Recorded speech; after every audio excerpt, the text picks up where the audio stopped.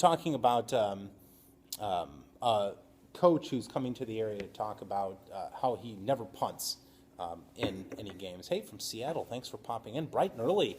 But it leads us to talk about the Michigan State finish. Yeah, this past weekend.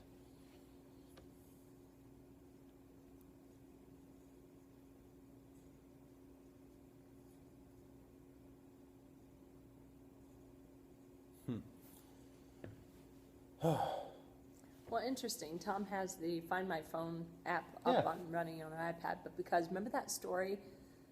Taking off the location services, yeah. Yep, we took off the location services. So that keeps me very private, yep. But also can't help me find my phone when I need to. That's it's ridiculous. In my car. What's the weather like in the Bend? Hey, right now it's 56 degrees, if I'm not mistaken. We're looking at 72 today.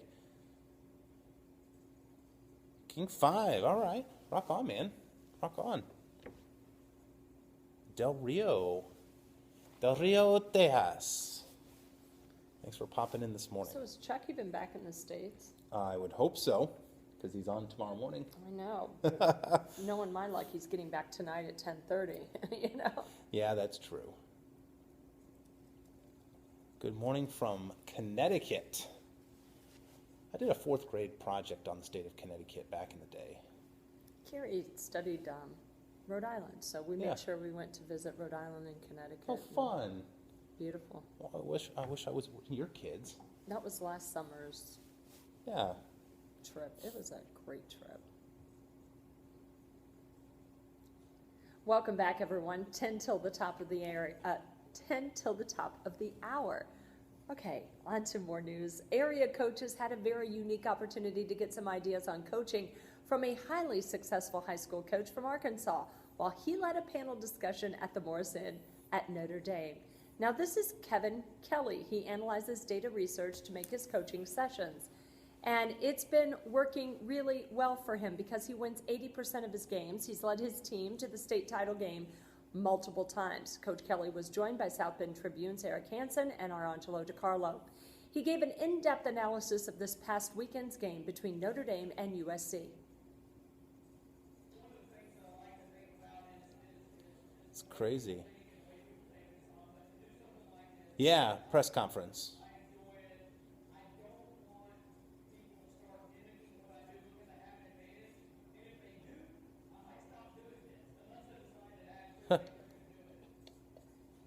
Kelly is arguably today's most famous high school football coach. He's been featured on many national media outlets, including the Washington Post, ESPN, and Sports Illustrated. We'll be back with a look at your day's top news stories and a check of that Storm Team 16 forecast. But first, as we head to break, your lottery numbers for today.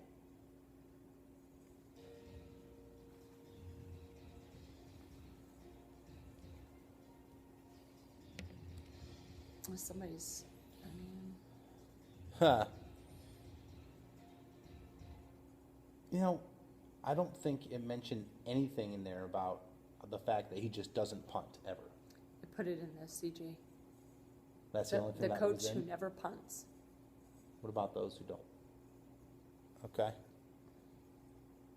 That's fine. But yes, we should have read that. I think we should have read that. I think it would. I was waiting to reinforce that. Yeah, maybe it's, I'm just thinking of the side of people not watching but listening in the morning. Maybe it's just me.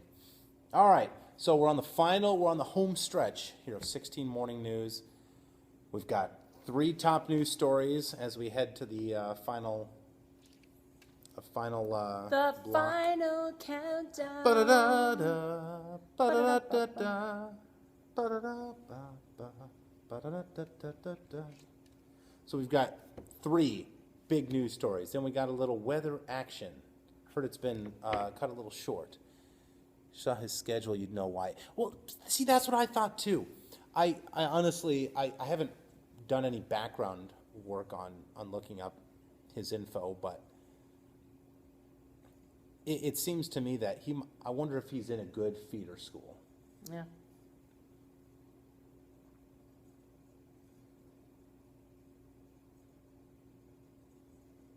I mean, you'd really have to practice for that too. Do you know the kid that's like this in all the memes of going, Yeah, Mr. Ohio Mich- State's taken this and made it the O in OHIO? Ha! That's priceless. Isn't that awful? No, it's ingenious. Good Lord, that's amazing. His face is like, It's perfect. It's absolutely perfect. Sorry if there are any Michigan fans on this feed. Tricia hails from the great state of Ohio. I took my wife. She's a big Michigan State fan. She's from Lansing, so we've got some Big Ten love here in the house. Big Ten stuff. But just not for Blue and Maize.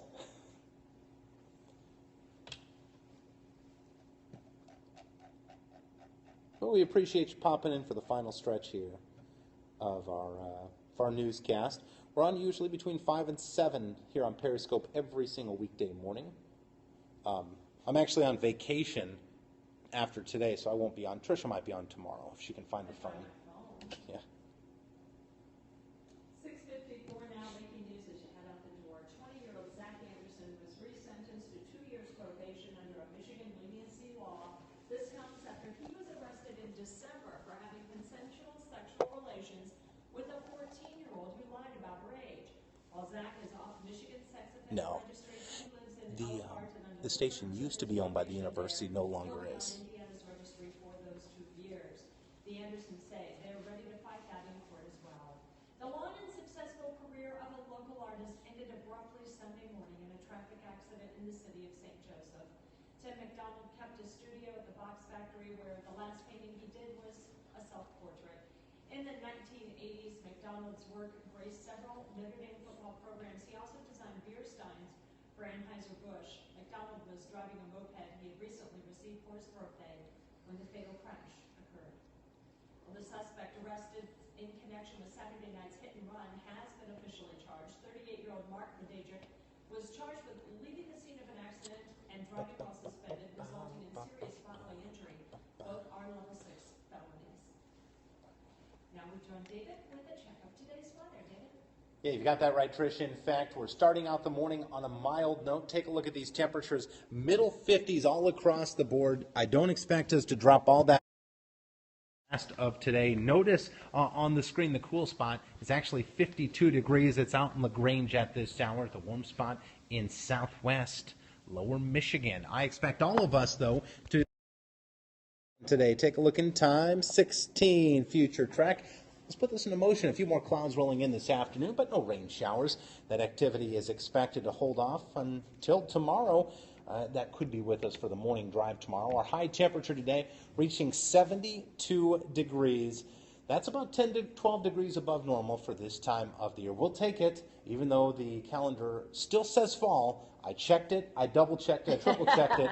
So I like this weather. This is the type of weather that most people can agree is nice this time of the year. Beautiful. Take pictures of those fall colors and send those in to Absolutely. us. All right, we want to get to the answer to the question of the day. 33% of Americans have admitted to doing this while driving, even though it's not safe. The answer, changing clothes. They do it. Apparently you can do it. As a reporter, I've had to change clothes, but I tell you, I pull over and I'm usually, the car is stopped. That's probably I'm the not best getting advice. completely naked, just so everybody knows. All right, Okay. That's going to do it for the morning news. We'll see you back here in 25 minutes. Today's show is next. Have a great day. Yeah, I'm not getting Thanks. down to the buff. You just told everyone in Michiana and on Periscope. That I don't get naked. The 4 people on Periscope this morning. Not getting naked in the car. Okay, so we hope you had a chance to see the studio look when we were doing the weather there, the final check. I'm going to go find my phone. You go find your phone. Just don't use the Find My Phone option. Right, because I am so Location secure services. that I can't even find my phone now. How true it is.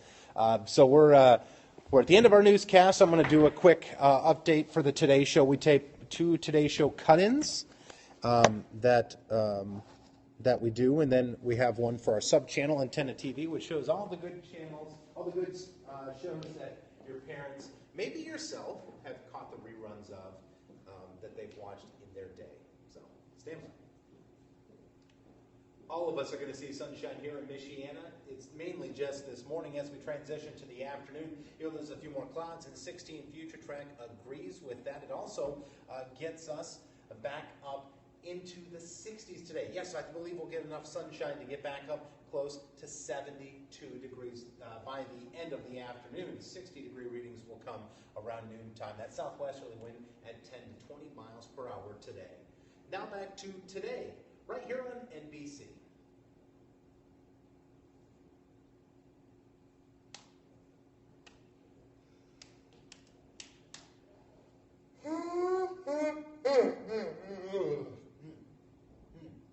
So tired. Look for a high temperature to reach 72 degrees today. Southwesterly wind 10 to 20 miles per hour. Yes, we'll be warming up today and tomorrow as well. That's because that southwesterly flow is in place. Once we get to Thursday, things are going to change. We're back to a north and northwesterly wind. And after tomorrow's cold front, we'll see even colder temperatures. 62 degrees for a high temperature, while Thursday and Friday we warm up slightly for Saturday, and cooler temperatures are back in town next week.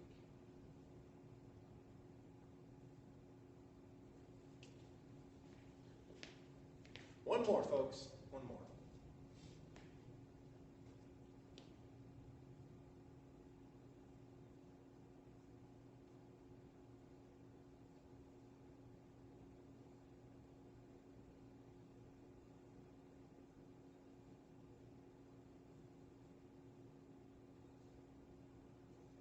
This is a Storm Team 16 weather update on Antenna TV.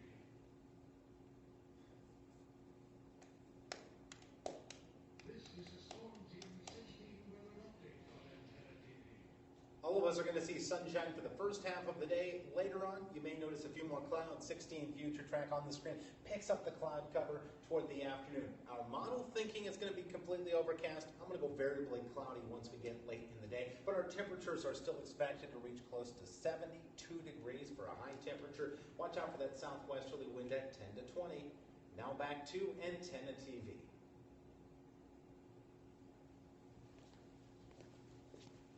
All right, lovely Periscope people. I'm going to take a break here. I'll be back for noon later today. So be sure to check that out. Noon Eastern time here on Periscope. You'll probably see the tag on the title as WNDU News Center 16 at noon. Ooh, excuse me. And you'll probably notice that we're live here on the broadcast. Tricia Sloma is going to be out. I'm going to be joined by Christine Karsten, our live reporter in the field, so be sure to join us then. Noontime Eastern. Thanks so much for viewing. We appreciate your follows. We appreciate your hearts. We appreciate all the invites for you sharing our feed. Have a good day, everyone. And it made sense to start with those pages for more content. And the weather forecast was the easiest way to do it. The text robot is also a member of our analytics team. It delivers good or bad news to our staff on how we are doing, like page views, mobile app downloads, and so on. And the robot will tell us in an encouraging way if we have reached our goals. Like, Bandebulls has reached today's target. Good job. We use the messaging app Slack, as I know many of you do as well. And it's a fantastic platform in many ways, and it's a perfect habitat for our robot. So why are we using a text robot? Because they are fast, efficient, and they can do things that our reporters can't. The need became clear when we were working on a new mobile app. Our new apps are really something special. We are a local newspaper company, so we created something to fulfill our users' expectation of us, to deliver the news they care about. And in our case, they care about news that are close to them, like really close to them. In our app, we ask users for their home address or a precise location on a map that they are interested in.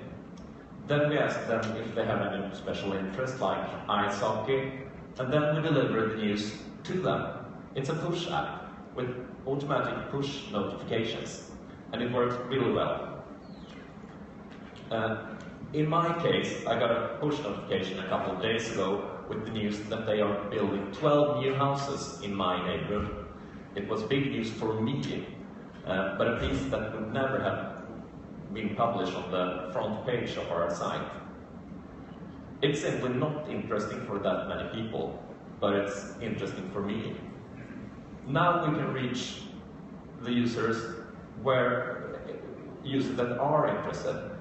And so what we discovered when developing our new apps is that we don't have enough content to be hyperlocal. We don't have the content. And that's when we started to explore text robots. We tend to focus on like country or region. Now we need to focus on city and neighborhoods. We opted for programming our first robot in-house, even though we didn't know that much about text robots. We needed to understand the logics of automated texts and decided that the best way of doing this was to develop it in-house. You see, it's real easy. We chose to start with weather, since the variables are few and the data is free and easily accessed, and the fact that everybody's interested in weather, at least if you live in the northern parts of Sweden. It took one developer 2 weeks to finish the weather, and another developer a couple of days to get it into our editorial systems. We proved to ourselves that this is something that isn't that hard, and with this knowledge we are ready to take the next step. And that's where we are today. So what is the next step? The next step for us is football. This time we have teamed up with everysport.com. They are a leading sport service, leading sport result service, and we will develop a robot together that writes articles with results from games. Our focus will be lower divisions in the Swedish football systems, games that we don't write about today. We're talking 300, 400 articles a day. Text that will be pushed to our users' mobile phones minutes after the game has ended. So my advice for you is quite simple. Hire your own text robot today. It's sufficient, super productive, and it doesn't leave dirty coffee mugs in the kitchen pantry. So what are you waiting for? Just start learning. Thank you. Thank you, Robin. That was very inspiring. Any questions on what to think about when you hire a robot? How many here has hired a robot so far? Not that many. Please ask Robin questions. Robin, tell me, this sounds fantastic, but don't you think that you and I will be replaced by robots? I'm thinking, should the robot be better equipped to determine on what should be highest up on our website? Yeah. And when will that happen? Algorithms, it's already happening, but we aren't doing it yet, like media companies. We tend to hire other companies like article recommendation engines. Mm-hmm. But we should. We should. Yeah. So when will we have the first editor-in-chief that is a robot? I don't think that, because artificial intelligence is going to happen sometime. I don't know if it's going to happen in my lifetime, but it is going to happen. It will be a very interesting times ahead. Interesting. Yeah. Robert has a question for you. Not so much a question, but an observation. Robin, artificial intelligence is happening right now. Yeah. The first phase of artificial intelligence is things like Siri. It's a thing that decides which gate your plane will arrive at the airport. It's all automated. It's algorithm upon algorithm. The next phase of artificial intelligence, which is advanced, it's level 2, arrives in about 2022. That's when computers will be as smart as one human brain. They will be able to do computer coding better than computer coders. The next step is only 15, 18 years after that, and there was a big announcement from a group of scientists only this past week, including eminent scientists who are leading this field. It is going to happen in not just your lifetime, but it's going to happen in your career. And yet we are here talking about simple weather forecasts while Google are developing self-driving cars. This is where the media industry is today. BuzzFeed is already editing by algorithm, not just writing by algorithm. This is a really interesting topic for the near future. Definitely, definitely. Any questions? Crystal clear? Or otherwise, talk more to Robin during lunch. I'm sure you have lots of questions. Thank you so much for sharing. Wonderful presentation.